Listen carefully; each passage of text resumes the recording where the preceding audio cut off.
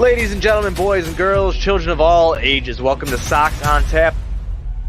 Tony, my first reaction is just fuck yes, let's go. Sox versus Detroit. That's where it all starts. It all starts taking care of business in-house in the Central Division. That's right, I'm a meatball. You got to bring that top button swag, baby. It is always great to beat the Cubs. And I'm a homer, so I always say they're gonna. Dallas Keuchel Lansing got some beards that you should be afraid of. What everybody said when he gets out there, it's me versus the other guy, and I'm going to beat him. So I just love that mentality. It's cool and fucking tough. Steve, would you say that Tony is mad online? I would definitely say that. The White Sox winner.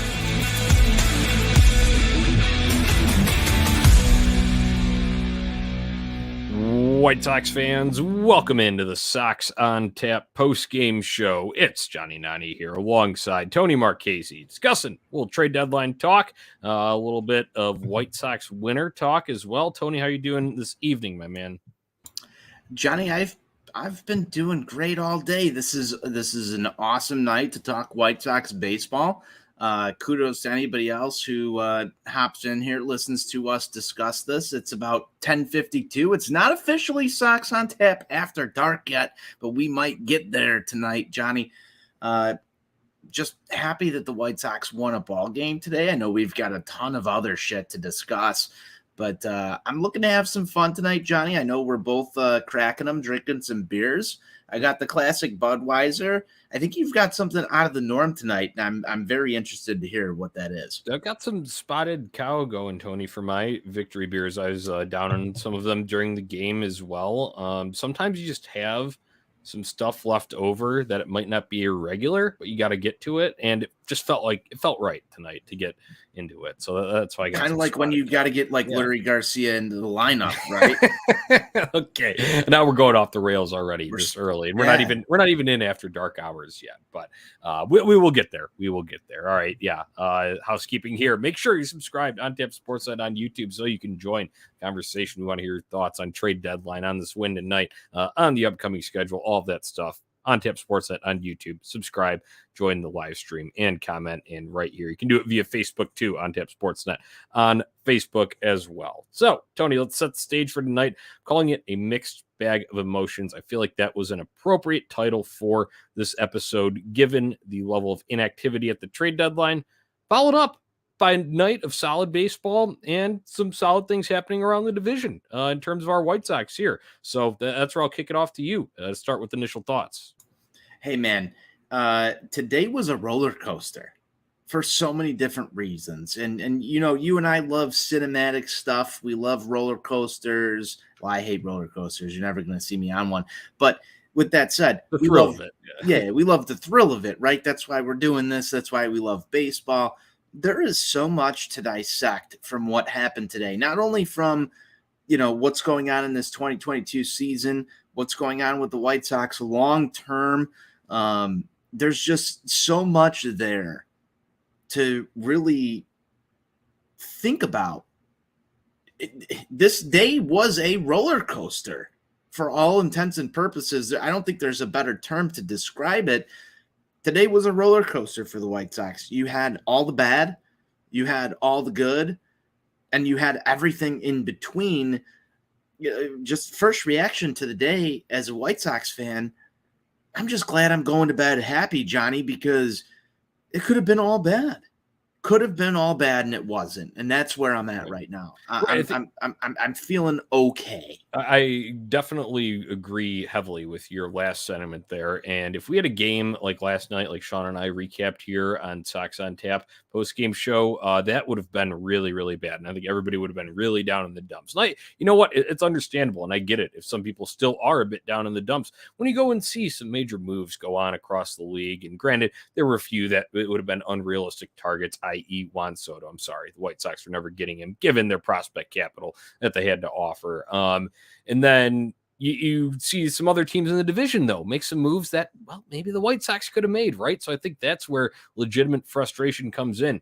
And then going into the game, I'll be honest with you, I was skeptical just because it was Lucas Giolito. He's had some rough goes of it over the last, sort of month plus, really. And even his last outing, it was shaky from the start. So you don't know how the tone will be set in that one. But however, the White Sox were able to do that early on in the game, so that definitely helped me feel a little bit better and take my mind off of maybe some of just like I think the best word before this started, before we got to the mixed bag of emotions after the result of the game, I'd put this titled as Stagnating Sox, just as a holder title, and that's where I felt, I would say, probably from about 4:30 to right up until about first pitch tonight. Yeah, you know what, Johnny? I'm going to go back to something you said there with Lucas Giolito, and if we want to get into this game and just White Sox specific today's baseball game stuff, the statement you made about not being confident going into a Lucas Giolito start today is kind of a problem, right? Like it's kind of a problem. I want to go through some of what he did today. I thought his first inning was excellent. Talk about set the tone. Thought he did that. There were some defensive miscues behind him. We know, and we've talked about on this show countless times, Lucas Giolito getting in his head, getting frustrated, throwing temper tantrums on the mound, stuff that you don't want to see. This game could have gotten completely off the rails. I mean, you had Matt Foster warming up, I believe, in the third inning of today's ball game, and Lucas Giolito nearing 70 pitches after your offense comes out there and gives you a lead to work with. That's recipe for disaster. We could be sitting here right now talking about how the White Sox blew this game and let it just go completely off the fucking rails, and I wouldn't be surprised. I wouldn't be shocked, because we've talked about this before. We've been down that road, and that's exactly where it felt this game was headed at one point. And so that confidence that you have in a starting pitcher coming into a baseball game, that's why, because you saw that tonight. And that's one thing that I want to pick out, and I know this is really early on in the show, Johnny, but a major positive for this ball club today was the fact that they were able to get out of that inning without surrendering the lead, because we're big set the tone people. But you know me, I think negative energy breeds negative results. If this ball club came out today and had any point in time during this ball game where they didn't have the lead, that place was going to explode. Right. I think that's a good point there. To Lucas Giolito's credit, obviously there was a little bit of a hiccup there in the second inning the third inning with the two walks to lead off that frame, a couple of runs eventually coming around to score. However, his ability to bounce back from that and right the ship, I know he only went 5 tonight. However, he got a strikeout total up there. And granted, I know you're facing the Kansas City Royals. There's some good and some bad to pick out from this. His final line, 5 hits, 5 innings, 2 earned runs, 3 walks, 7 strikeouts tonight. So I like seeing the strikeouts up there, but once again, I mentioned the quality of the competition. And then B, you saw the slide. It's kind of like 2-pitch. Feels like 2-pitch Lucas Giolito. I know that's kind of been an issue that's been fleshed out when it comes to him. However, he, you feel like against a greater offensive team is going to be more of a struggle for him. So wouldn't say I'm all the way back in on Lucas Giolito. However, I was satisfied with his ability to at least shake that inning, weather the storm, as we like to say, especially when we're talking 4 feathers, Blackhawks talk over there in the hockey realm. But he was able to do that in a sense today. And then the bats picked him up around that. Obviously, they gave him the cushion to start with, and then adding on throughout some of the later innings there, putting up a couple of crooked numbers tonight in the first and 6th innings respectively, and then adding one more via the long ball in the 7th inning too. So let's talk offense. I think we talked Lucas Giolito a bit there. Let's talk offense. What'd you like from the bats tonight? Loved what I saw, especially in the first inning. This team was able to manufacture runs and get on the board early. Lot to like there. And then you also have some in the later game, some home runs, multiple home run game, once again at home from the Chicago White Sox, shit that we're not talking about here enough. And that comes via Jose Abreu, Gavin Sheets, and I'll get into the Sheets stuff in just a moment here. But I really loved seeing Jose Abreu hitting that ball off the foul pole That was right cool. after Eloy Jimenez basically just missed a grand slam. Like, there's so much that you can dissect from that play and that play alone, but Jose Abreu coming up in the next at bat and hitting a long ball, I thought was pretty fucking cool and tough, Johnny. I thought that was everything you want from a leader. I agree. And I will say, when we're looking at the offense here, I know they did score 3 early. And yes, that is good in terms of the hashtag set the tone. Sometimes you do have to manufacture. However, initially, it felt like it was going to be another night of the singles parade, right? Yes. And this is just something, Rick Hahn himself said it when you're talking about some of the issues with this team. And it was the power, and we want to see that. Well, guess what? Hitting the ball on the ground right back up the middle for a single is not hitting. You're selling the short. You're selling the short. Absolutely. Because you're selling it short. Rick Hahn said, "Ball go far."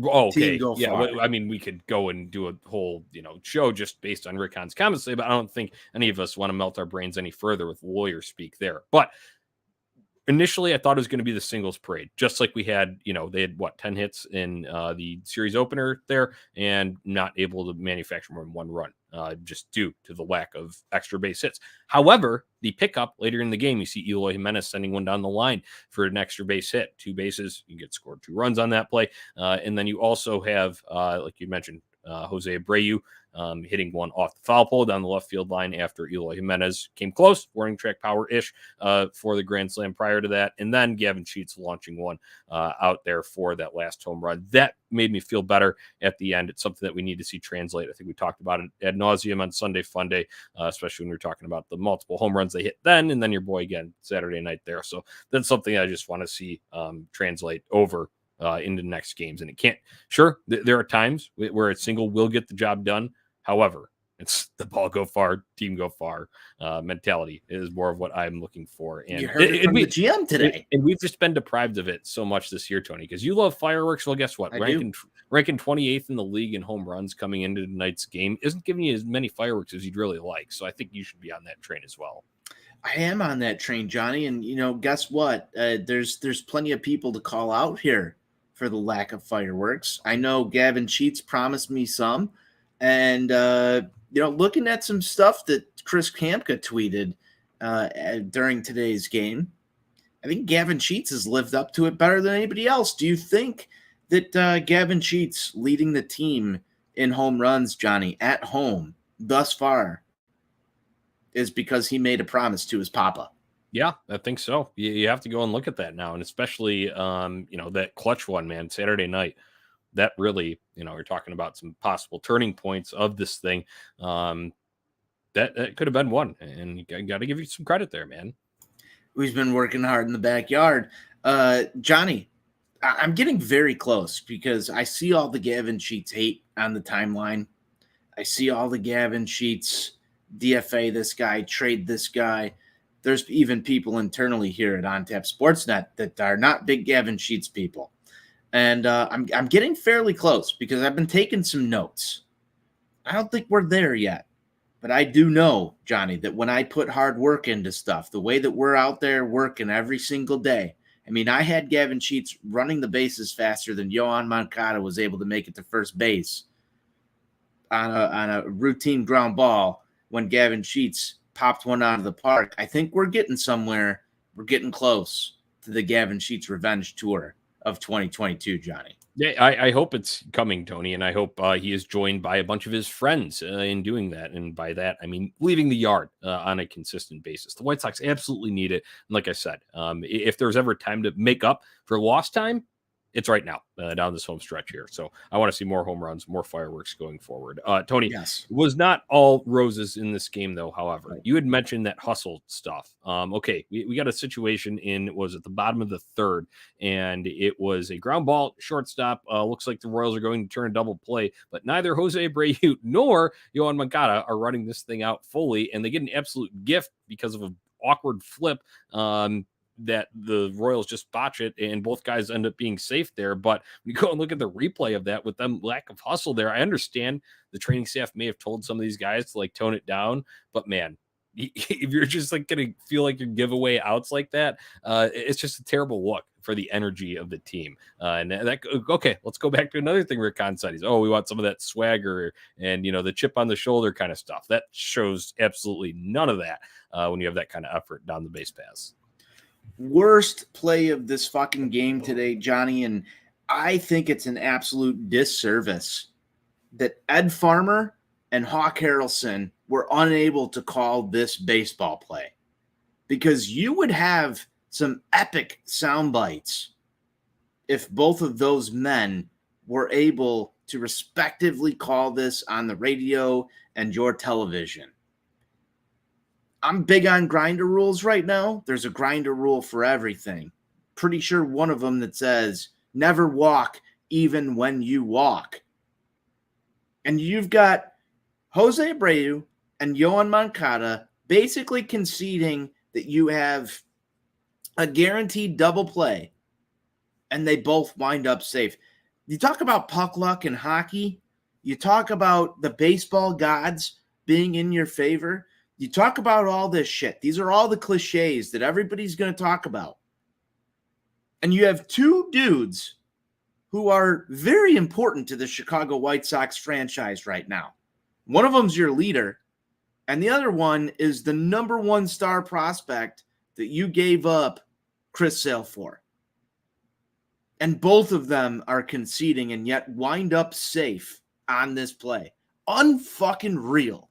Let's take a step back and just think about this. Unfucking real. Especially when they're doing shit that, if you believe in karma, is going to come back and bite you in the ass sometime, and you're going to know exactly why. Yeah, I really like that, and I don't think you spelled it out there. If you did, then I just missed it here, and I'm dozing off. But the grinder rule associated with that is never walk even when you walk, right? Yes, yeah. So and you've got. I would put into this grinder rule, if we can go write bylaws to the grinder rule. The bylaws would say, fucking run out every single ground ball to the shortstop or second baseman, because you never know when somebody's going to bobble that shit, and you can reach safely. All these pundits, man, want to talk about don't give up outs, don't bunt, don't do this shit. How about run to first base hard? Where did that get lost? Right. And then it's a matter of, like we talk about things being that so White Sox. Well, on the other hand, the Royals made a few errors that looked like very White Sox-esque from different points in time this season. So wouldn't you want to take advantage of that? Don't we always feel like the other team really makes us pay for it whenever we're making a mistake like that? Well, it'd be nice every time to be able to, stick it right back at them. So, all right, let's go to another just a little critique I have here, and that's Tim Anderson, man. In the field, he also had an egregious base running error too on that almost grand slam by Eloy. So I guess we can start with that. I don't know why he's trying to tag there. I was so deep that there's no chance for a play at home. Where the hell else is the ball coming in? But third base there, egregious. And then in the field, man, a couple of these, I don't understand how it's one thing if you're close there and you almost get it and you lose it on the transfer, whatever. You made your best effort and that happens. And I can live with those. Those are physical errors that happen in the game of baseball. But the positioning, the trying to time and then lunge at it, and then you kind of like stake your glove at it, and then it hits off the heel and it goes past you, or another one where you're just maybe not positioned as well as you should be against the hitter, and then it's too far of a run for that one, and then you're trying to make up too much and do the spin and throw all in one motion. Dude, we need to clean this up, because guess what? Elite shortstops around the league aren't making bullshit errors like Tim Anderson has made far too many times this season. Hey, dude, it's not even that. Some of this goes back to how Tim Anderson has been at the plate, and I sent out a very critical tweet about Tim Anderson's play right now. This is the guy that we've talked about on this show, and so many other people have talked about in the national media and the local media. He's the straw that stirs the drink and all this other stuff. If you want a drink that tastes good, it has to be mixed right. And if he's not fucking there to set the tone or mix the drink right, some shit's going to stink. I'm really impressed by the fact that the White Sox picked up Tim Anderson's play today, because some of those things could have resulted in a very traumatic loss on a day where White Sox fans felt down. And Tim Anderson has been doing this for a while now. Since the groin industry, you saw the frustration. He's got a 3-game suspension that's pending. I'm sure he's frustrated with where he's at right now. But this is also a guy that represented your Chicago White Sox as an all-star this year. Maybe unrightfully so. He has to be better, Johnny. I'll go as far and say that. Maybe has to be better. Maybe unrightfully so that he got to go to the All-Star game, Tony. Has to be better. Yeah. If we're going to talk about leaders on this team doing what they need to do, and we're going to talk a little bit about the trade deadline, but I will say this. This team goes the way that Tim Anderson and Jose Abreu go. They are your leaders on offense. Both of those guys should also be leaders on defense. Those are the guys that should be setting the tone for this fucking ball club, especially when you have Tony La Russa last year saying, I let my leaders set the tone in the clubhouse. I let my leaders lead. I have been very disappointed in the play of Tim Anderson thus far this year. I just want to add that maybe it is a byproduct of the injury issue that he had, because he did miss a significant chunk of time with that groin injury. So that is a fair, possible driver behind and this. I want to go back and look, Johnny. It looks like he hasn't. What did they do when he was gone? What did they do when he was gone? Because I remember a very decent. Yeah, people stepped up in Tim Anderson's absence. I don't think that's been talked about a lot this year.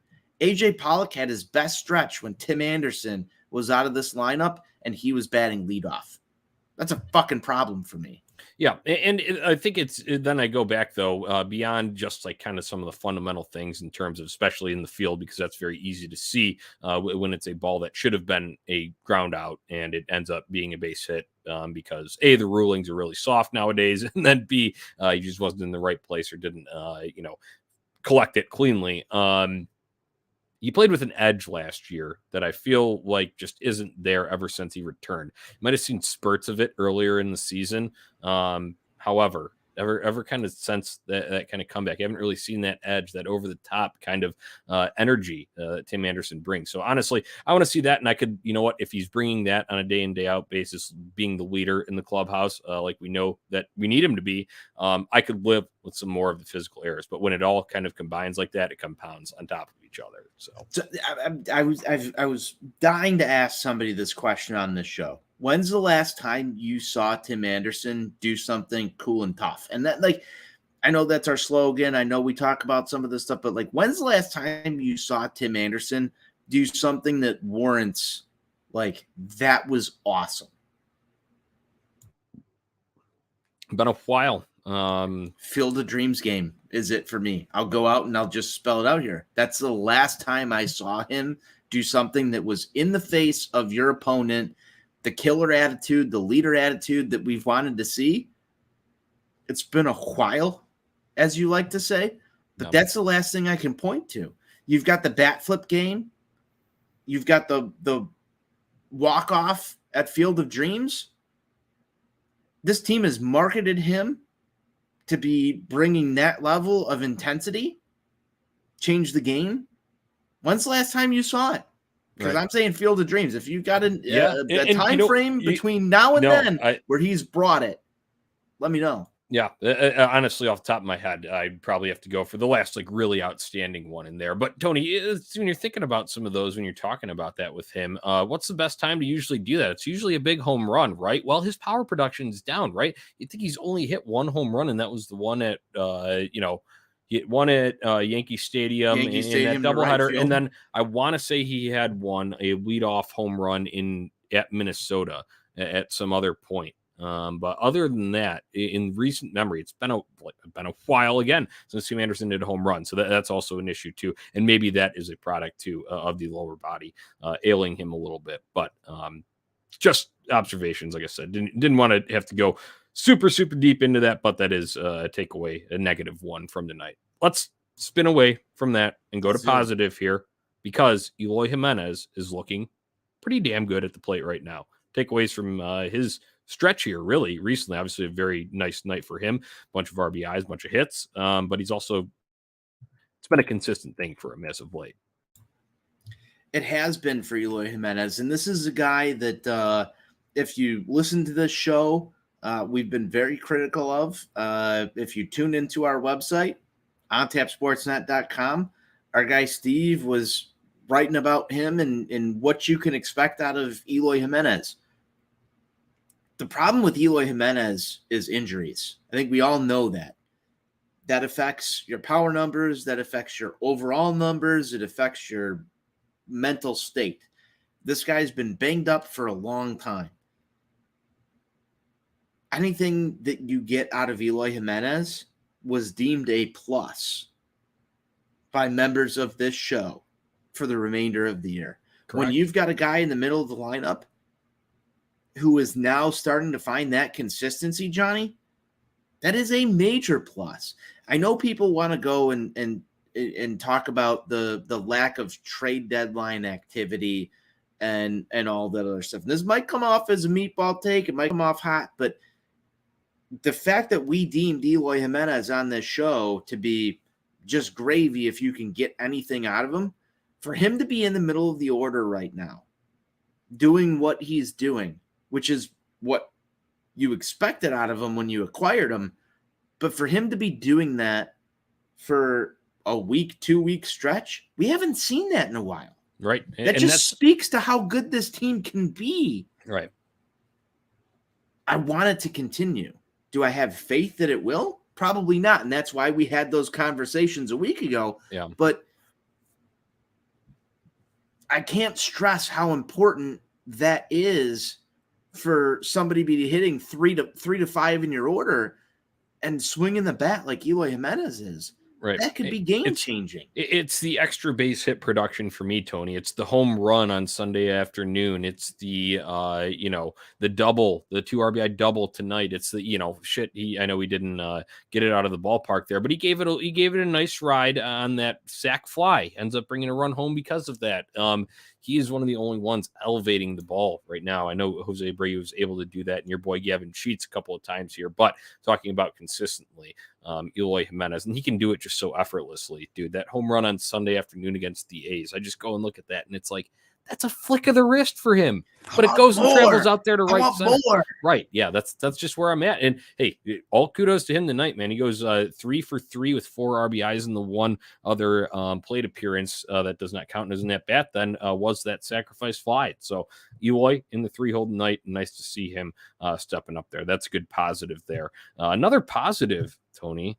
Like I said, the White Sox shouldn't be scoreboard watching themselves because they should take care of business in that game on the field. But we can sit here and scoreboard watch, and the scoreboard watching was friendly tonight.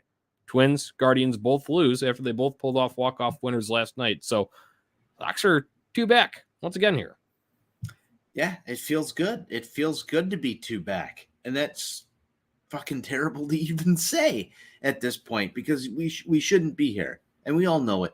But anytime you can make up ground, anytime that you can put one in the left-hand column, as our guy Steve likes to say, and the opponents are putting them in the right-hand column, is a good night. This is a good night for White Sox baseball. If the trade deadline wasn't today, if we're doing this show a week ago, getting 2 back, I think we've got a totally different tone. I think we've got a totally different interpretation of what's going on. I want to ride into this while I say this as if the trade deadline didn't happen today, Jonnie.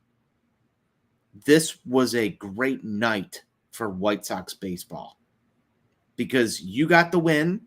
You did what you needed to do. You had a team that had mistakes during the ball game, and one facet of your game was able to carry you. Guys picked each other up.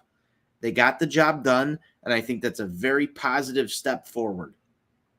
We'll talk about the other stuff later, but that's how I feel. Yeah, and I would just go from there. I mean, obviously, you'd like to see him play clean, crisp baseball, all facets of the game. But however, like you said, it's one thing that they were able to do last year. Oh, pitching lagged. Well, guess what? We scored like 12 runs, so that helped them out. Or last year, offense might have lagged, but pitching was outstanding, and Lance Lynn was throwing like a Cy Young candidate, the finalist, like he was last year. And that I know we've gotten that at times from Dylan Cease here, but he's also gotten screwed on some where he hasn't been picked up. So they are going to need all phases to click. However, against the lesser teams on the schedule in terms of record right now, which they're right in the midst of the stretch, please keep hammering those runs home.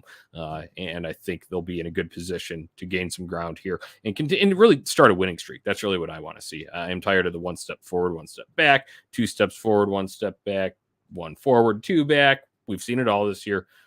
Let's go. Let's start an actual winning streak going to Texas after this. We'll get to that preview in a little bit. Something else you mentioned there. It was the trade deadline today, so we do need to talk about it here. And we did, tying this into the game, we saw the lone trade deadline acquisition in action in black and white for the first time tonight. Jake Diekman. I liked what I saw. 2 strikeouts, induced a ground out, clean 1-2-3 inning. Stuff looked pretty damn nasty, sweeping across the plate. First thoughts on Diekman here, and then we can go into the kind of greater scheme of the rest of the trade deadline. Yeah, first thoughts on Diekman, man. Like, I love what I saw. And again, this is recency bias. If he went out there and walked a couple guys and had some control issues that everybody talked about, we'd probably be having a completely different discussion. Once again, I've got to bring up one of my favorite lines lately. You're only as good as your last envelope. The envelope that Jake Diekman returned today put him in the Fear the Beard Club. And the broadcast helped that out. They were showing beards all over the place. Yeah. Lance Lynn made an appearance on TV there. Jake Diekman is now a ZZ Top guy in my opinion, Johnny. I think he should definitely walk out to some ZZ Top. That I probably won't get that wish. But overall, he definitely did something that was, to me as a Sox fan, unbelievable. Showed up today, said that he wants to just go out there every single time Tony La Russa calls him out there. He'll pitch 70 games over the last stretch if they want. I said this the other day. The White Sox need a Jimmy Cordero. They need somebody who's just going to carry that workload. If Jake Diekman goes out there and gives me half of what he did today over down the stretch in this bullpen, I think that's a major acquisition to this team. I really do. Again, recency bias. Yeah. It is what it is. But they needed a Jimmy Cordero. That slider looks fucking nasty. He's got the beard. He wants to be in every single game. I think that's a different attitude than a lot of the other guys on this White Sox club bring to the table. I'm happy. Yeah. I'm very happy. I love the Fear the Beard Club. I'm a big fan. Still support my boy Lance. So I like having another member in there too, especially out of the pen there. Diekman probably getting more than just every 5th day. You'd hope in terms of usage down here, but in terms of his, a great first impression, right? If you're gonna introduce yourself to the South Side, did it pretty damn well. Said, hey, here I am, and I think everybody gave him a nice round of applause after he came out of that game. But in terms of the technicality of it, he corrected some of the issues that plagued him all throughout July, and that was command. That's where his big issue was. Walking guys, missing with that slider, sweeping it too far outside. Well, he was able to control that and pick some corners tonight. He reminds me of Aaron Bummer in terms of the release, kind of Chris Sale as well in terms of the getting out there, 3/4 here and sweeping the slider through. He doesn't throw as hard as Aaron Bummer or Chris Sale do. However, I get some of those vibes, so that also leaves me a little bit open-ended in this. I want to see that consistent command show up with Jake Diekman, because I feel like when he gets off, he could have the same issues, i.e. Aaron Bummer does when he gets off with his command. So be something to watch, but once again, good first envelope from him. Good first impression. I like what I saw. That was a lone move, Tony. Nothing else. Quite literally nothing else. One and done for the White Sox at the trade deadline. How does it make you feel? Not good, dude. This is, it's hard to talk about as a White Sox fan. It's really hard to talk about. You and I did a show on Chi Sox Weekly a couple of years ago, Johnny, about Manny Machado not being a Chicago White Sox. And that might have been probably the most listened to show that you and I have ever done together. We were angry. We were upset. And thinking about this a lot today. I kind of had the same feeling around 5 o'clock that I did when we were gearing up to do that show. I just, there's so much left to be desired as a White Sox fan. And excuse me if I get into baseball romanticism during what I'm about to say, but I've tried hard as a person, as a White Sox fan, as a baseball fan, to buy into what the White Sox have tried to do over the course of this. And I understand, just in business and doing everything that I've done in my personal life and all of that continued, that like sometimes things don't work out the way that you want them to. And then you get Rick Hahn out there today in the dugout talking about, like, I'm just as frustrated as you. Yeah, I'm sure he's frustrated, but no one's going to sympathize with Rick Hahn for not getting the job done. I'm sure he's mad. But that doesn't excuse it. We were mad when it didn't get done with Manny Machado. We were mad when we saw, as White Sox fans, Bryce Harper's name rotating around the United Center. The biggest news that came out of this trade deadline was the White Sox tried to land Shohei Ohtani. Sitting in a Twitter Spaces that White Sox Dave hosted earlier, and somebody asked, like, why did they even try for Ohtani? Like, what would he bring to this club? And I'm literally sitting there as a White Sox fan going, like, yeah, Ohtani would be great. The only reason that the people are writing about this is because they have to. I don't understand how we haven't realized as White Sox fans yet, when you've got this great Bill Veeck quote that our guy Besnick tweets all the time, that being a White Sox fan relieves you from any penance that you have to go through as a human. We're already here. Steve Stone told you to enjoy the ride because he knows it ain't going to be fucking easy. And we know that because everything that's going to happen with this ball club is going to be a roller coaster. Nothing comes easy. One team wins the World Series every single year. One team. And there's always a storyline behind it. There's no guarantees in this. The White Sox sold you that they were going to do this multiple times, the same way that you watched the Chicago Blackhawks rattle off 3 cups in 6 years. That might not be reality, but there's a lot of people, and rightfully so, that feel that this should have been a given because you've seen the Cubs rebuild and go do this. You saw the Houston Astros rebuild and go do this.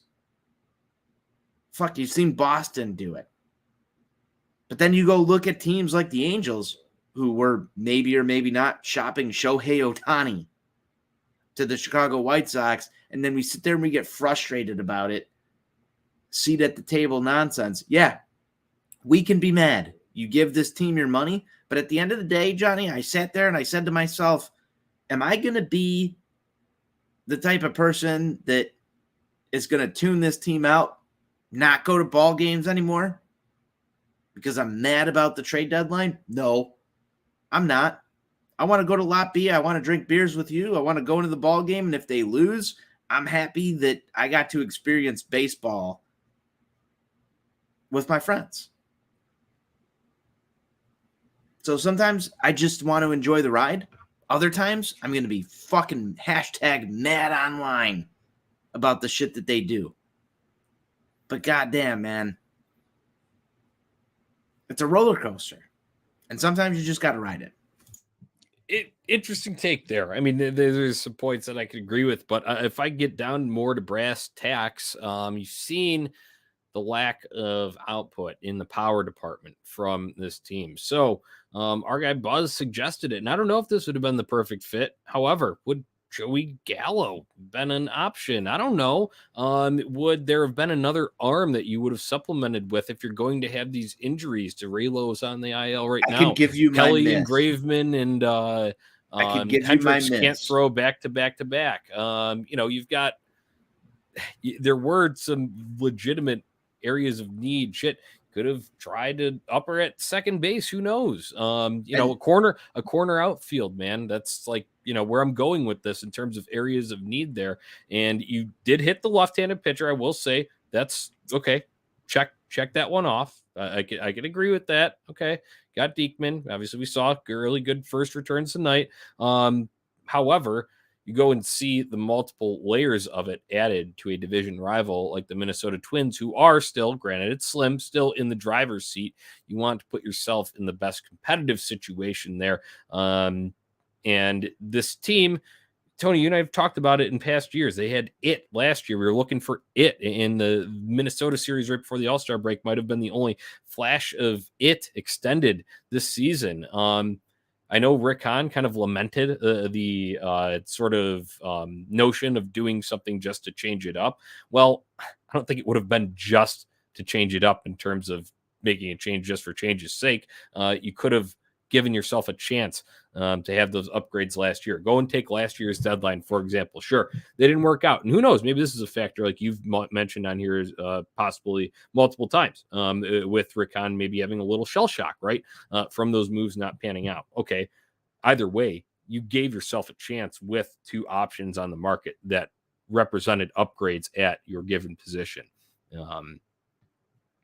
That's where I just want to leave it there.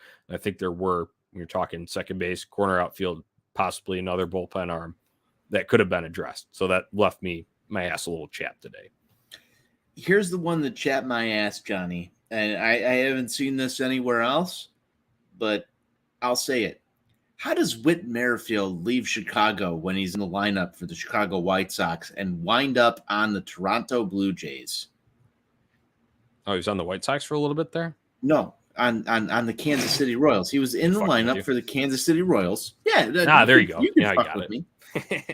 You can fuck with me. That's fine. Second base, outfielder, multidimensional player. I know he hasn't had the greatest play. He hasn't had the greatest play this year. Understand that. How were you not mentioned in the Whit Merrifield discussion? Especially when he's not vaccinated and then he's going to Canada where he has to. Right? This was obvious. Like, go get Whit Merrifield. He's in Chicago. He could have been in the lineup tonight, starting at second base. There wasn't an exorbitant cost. Yeah. Veteran. Guy that wants to go chase something. How is Whit Merrifield not on the Chicago White Sox roster right now? Yeah, right. And like you said, the play is not his best in terms of when you go and like compare seasons for him. But that could have been your acquisition, right? Like all of a sudden he's not starting for the Royals. He's starting for the Sox tonight. Trade jerseys. Go do something fucking cool and tough. Whit Merrifield literally fit the description of the guy that you need to go in there. And I know this, no Larry Garcia slander on the show. Stop it right here. Whit Merrifield would have been the savior to all of that because he could slot into the lineup in the outfield. He could play second base. You could still give Josh Harrison time. He would have fit this club perfectly. And if you get half of what Whit Merrifield is capable of doing down the stretch, I think he's a better acquisition than Cesar Hernandez was last year. How did that not fall into the Sox lap? Yeah. See, these are That kind of one bothered me a lot today. And you could insert player XYZ in there, Tony, and you're talking about maybe a fit that went to, whatever given team. And so when you're looking at the return, it wasn't too hefty, and the White Sox could have gotten this done with, without completely draining the already limited prospect pool. That's where the frustration comes in. Is anybody in the Sox farm system going to chap your ass within 5 years on the Kansas City Royals? Yeah. That's where I'm at with this. How did that not get done? Sorry, meatball take of the night. That's it right there, because he would have solved the problem. All right. We're getting close to the end here, Tony. Let's just talk the Rick Hahn kind of reaction. I don't like to numb my mind with the lawyer speak. We've heard it all enough. We know you and me and Steve have discussed this ad nauseum, and it does make me sick. But I could not think of anything else except for the Always Sunny. Can I offer you a nice egg in these trying times meme when he made his first comments there about if you're feeling the frustration, I am too. That's exactly where my mind went as soon as I heard that. I mean, I'm still going back to the quote where he said, I'm sleep deprived and I'm a little crabby. And that's how I feel every time that you and I get on this show and we talk about a White Sox loss and I have to get up in the morning and deal with anybody. So you want to prevent being sleep deprived and crabby? Put a fucking winning ball club on the field every single day, and maybe you're not going to be sleep deprived and crabby anymore. Sounds simple. I know it's not that simple, but yes, you're right. The fact that he reached out to everybody and said, I'm frustrated too, felt lame and weak to me. Felt like that. Especially the way he prefaced it. Just rubs all of us wrong. We've heard it too much already, right? Yeah. I mean, especially for somebody who said that earlier this year, that if they're not going to go and try and improve the ball club to put themselves in the best position to win multiple championships, I mean, it's hard to say this, but like solid F. Yeah. On the trade deadline here. Because we've been told the money was going to be spent. We've been told all this stuff. I can rationalize it. I could rationalize it for you right now why nothing happened. But at the same time, like, you have to go get shit done. It's empty words, Johnny, is what I feel like. It's empty words. You're frustrated going to sleep and you're sleep deprived. Well, I mean, yeah, you could have worked as hard as anybody else, but the efforts amounted to nothing. Right. And I said this with Sean last night, so I do want to reiterate, and I understand he's working from a thin prospect pool already. So just quantity-wise, you don't have as much to offer as some of the other clubs. However, just go and look at some returns that went for certain pieces that moved to some contenders against us, some contenders out in the National League, whatever it may be. And there were moves that could have been made, and I feel like it might have been a little trigger shy. And that goes back to, I'll say it again, what you've said about possibly, and I think Rick can sit back and realize that, okay, last year I did give him a chance there, but it's okay. If they backfire here, then what did we waste on this round of it? Hey, I will say this. We sat here this time a year ago and said that Rick Hahn put this ball club in a position and he to did go win, and he did. He and it backfired in his ass because of the play of other guys. We can also sit here. I know we weren't doing this show at this time, but when you went and you traded for James Shields, you put yourself in a position to win ball games. And sometimes with humans, Johnny, when you get burned multiple times, you say, I ain't going to fucking do that again. Yeah. Risk management. Yeah. Mm-hmm. So yeah, it's conditioning. Yeah, right. So all interesting things to consider, but that'll wrap it up for trade deadline. White Sox stand pat on deadline day. Obviously, the day prior had acquired Jake Diekman, who we got our first taste of tonight. White Sox win it 9-2, wrapping up the rest of the show here. Tony, we've got series finale coming up Wednesday afternoon matinee matchup. It'll be Lance Lynn going up against Brady Singer of the Royals here. Predictions, what do you think's going down in this series finale? Sox are starting a winning streak because if this is going to be cinematic, Johnny, the Sox are going to go rattle off somewhere near 5 in a row. After the trade deadline, the Twins are going to fall and the Sox are going to take first place. You just know that this is going to happen, and then there's going to be some drama. Right. I literally think that that's what's going to happen here. So I think Lance Lynn goes out and gives his best start of the season tomorrow against the Kansas City Royals. I firmly believe that. Because I said that, he's going to give up 5 runs in the first inning. So fuck me, but that doesn't matter right now. Lance Lynn's going out there. He's shoving. The Sox are going to win this ball game. You're going to see Eloy Jimenez, and I'm going to give my early pick to click. Eloy Jimenez is going to leave the yard tomorrow. He wants it. Bright day at the plate today. He's going to carry the offense. Sox are going to take this series because right when you think they're out, they pull you right back in. Ooh, Godfather reference. I love it. Okay, yeah, I'm going to go with the White Sox winner too. A little bit more of a grind, though. I do think they will have to use some of that manufacturing that they did show early in the ball game tonight. Brady Singer is a decent arm that they have out there in Kansas City, a 3.51 on the season. White Sox across the board haven't hit him too well. There are a couple guys that do stand out, i.e. Tim Anderson, Eloy Jimenez, your early pick to click there. But I think it'll be a little bit of a grind back and forth. Lance is going to have to work through some traffic on the bases just because it's not fully all the way there yet. And maybe tomorrow's a breakthrough day, but I don't fully see it. I feel like ball jump a little bit during the day down at 35th and Shield. So I'll go with about a White Sox 4-3 winner. It'll be a close ball game, but get that winning streak going, heading down to Texas. And we got a Luis Robert return tomorrow. I'm not going to go ahead and distill my pick to click upon him, but I will go with Mr. AJ Pollock, who is hitting 333 against Mr. Singer. So that's what I think is going down tomorrow. Hey, that's fantastic. I just want to add one thing. As soon as Jake Diekman came in and joined the Fear the Beard Club, Lance Lynn's beard, as the leader of Fear the Beard Club, grew at least 2 inches. It's going to be rough for Royals hitters tomorrow. Yeah. I think our boy Lance is going to shove. He's got some extra allies there now, so Yes. you like to see that. So yeah, I mean, after Dallas Keuchel just shit the bed, right. I mean, I feel like Dallas Keuchel should have to shave his beard, Johnny. Yeah, because of how lame and weak he was with the Chicago White Sox and the Arizona Diamondbacks. Doesn't deserve to have the beard that he does anymore. But Jake Diekman came in there tonight.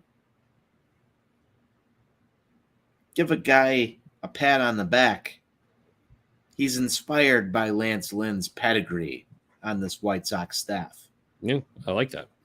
Good theory to close down the show with there. Listeners, thank you for tuning in. We appreciate everybody dropping your comments in here. Make sure you join them. Go to OnTap Sportsnet on YouTube. Subscribe or like the Facebook page, OnTap Sportsnet. Jump in the comment section here, and we can feature them as we do this show live on the air. Make sure you go and visit OnTapSportsnet.com for all your Chicago sports literature and podcasting needs, as our boy Buzz would say. And follow us on socials at Sox on Tap, at OnTap Sportsnet. All right, Tony, until next time, let's go win a series. White Sox forever. White Sox.